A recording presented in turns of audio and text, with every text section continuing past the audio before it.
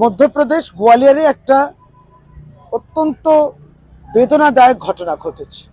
5 বছরের একটি কন্যা শিশু, তাকে ধর্ষণ করেছে 17 বছরের একটি ছেলে এবং ধর্ষণ কামড়েছে তার শরীরে। সে সাংঘাতিকভাবে আহত। শুধু তাই নয়, তার মাথাটা নিয়ে দেয়ালে বারবার করে আহত করেছে তাকে। এটা হচ্ছে মধ্যপ্রদেশ। এই মধ্যপ্রদেশ হচ্ছে ডাবল ইঞ্জিন সরকার বিজেপির। 5000-এরও বেশি কেস ওখানে বিচারের ব্যবস্থার অপেক্ষায় রয়েছে, বিচারাধীন। ঠিক এইভাবে ডাবল ইঞ্জিন সরকার উত্তরপ্রদেশ, রাজস্থান, মধ্যপ্রদেশ, গুজরাট, সেখানে নারী এবং শিশুদের উপরে, কন্যা শিশুদের উপরে ধর্ষণ হচ্ছে। তা মোদিজি, আপনি এখন চুপ কেন? আপনি কবে জাগবেন?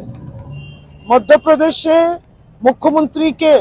মোহন যাদব, বিজেপির মুখ্যমন্ত্রী। সে তো মধ্যপ্রদেশকে তো একটা ধর্ষণের স্বর্গরাজ করে দিয়েছে। এই দৃষ্টান্ত শাস্তি দেওয়ার জন্য পশ্চিম বাংলায় অপরাজিতা বিল হয়েছে।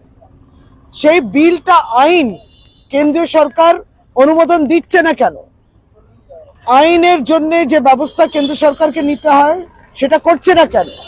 এই অপরাজিতা বিল আইন হলে দৃষ্টান্তমূলক শাস্তি দেওয়া যায়, তাহলে এই উদ্দেশ্যটা কি? আমরা কেন্দ্রীয় সরকার কাছে এই প্রশ্নটা করছি।